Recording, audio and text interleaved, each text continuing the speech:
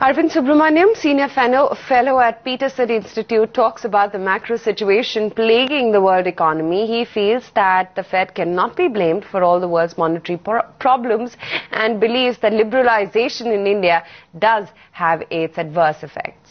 The notion that, any country will make its own objectives subservient or to reflect a lot foreign objectives, I think it's just simply not unrealistic. Whether you're the United States or whether you're India. I mean, we don't run a monetary policy based on, how it's going to affect Bangladesh or Nepal. And there's nothing wrong in that. I think it's just that, each country looks after its interests primarily. I think that's point number one.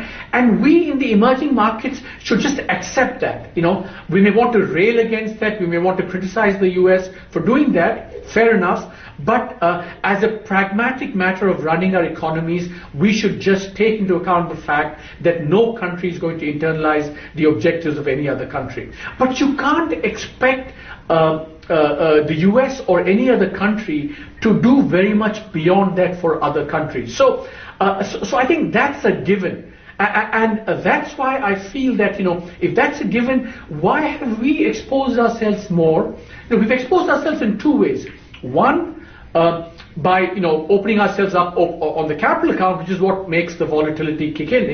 If you take, for example, China, it was relatively unaffected by taper talk and all the volatility. So that's so one way you insulate yourself is by not being so open to capital. But the other way is that if you're going to open yourself to capital, then manage your economy better. So you neither insulate yourself from capital, you open yourself up, and you mismanage your economy, and then you say, well, the Fed is to blame. That's what I think is, not reasonable, not plausible, not convincing at all. The more egregious sin that, in some ways, the U.S. committed was leading up to the global financial crisis, where partly because they had exorbitant privilege, they ran these absolutely reckless policies, both in terms of the whole lack of regulation of the financial sector, which led to that in the first place. So I think the US, yes, it's in a unique position because of a dollar privilege, but you cannot expect that dollar privilege to translate too much into a kind of concern for other countries. We've been a little too hasty in embracing foreign capital.